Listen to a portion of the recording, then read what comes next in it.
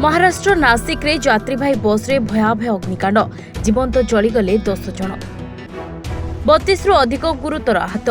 महाराष्ट्र नासिक रे एक यात्रीवाही बस रे निया लागि जिबा कारण 10 जनकर मृत्यु होइछि। एही अघटन एकाधिक आहत मध्ये होइछन्ति।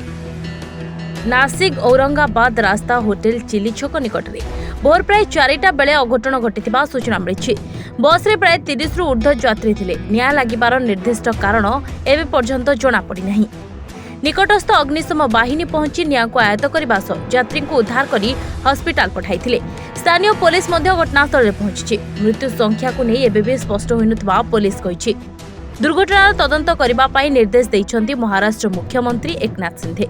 एहासो 5 लाख टंका लेखाए सहायता घोषणा करिसन्ती महाराष्ट्र सरकार। ब्यूरो रिपोर्ट खबर लाइव।